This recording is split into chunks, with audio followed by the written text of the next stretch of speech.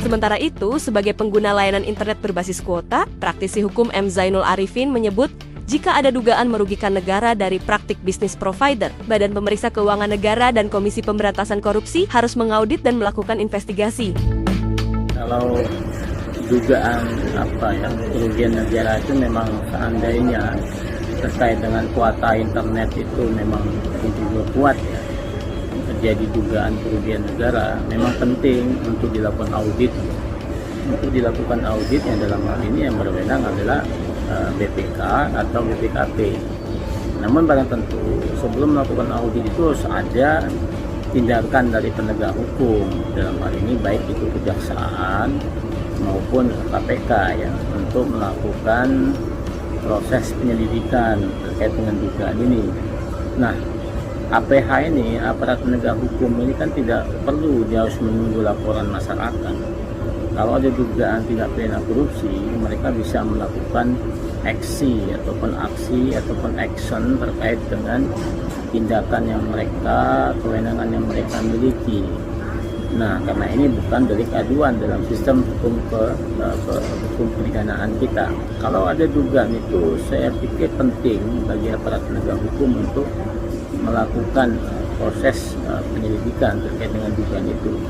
Karena bagaimanapun juga, masyarakat Indonesia ya, saya sendiri juga mengalami hal itu. Jadi ketika kita membeli suatu kuota internet, salah satu provider penyedia internet, terkadang memang masih banyak sisa kuota internet itu tidak terpakai, namun dengan jangka waktunya sudah habis. Nah, pertanyaan masyarakat, kemana sisa itu? Apakah tidak bisa untuk dikonversi kepada pembelian berikutnya atau seperti apa?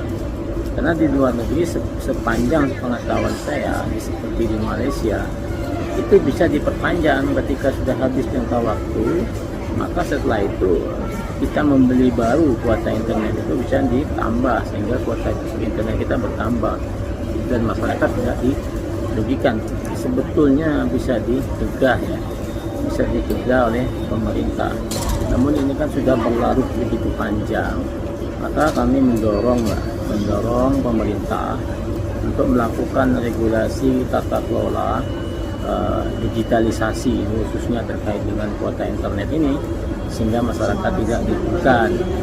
Dan yang kedua, kita menghimbau ya, mendesak aparat penegak hukum dalam hal ini KPK ataupun kejaksaan untuk segera melakukan proses penyelidikan.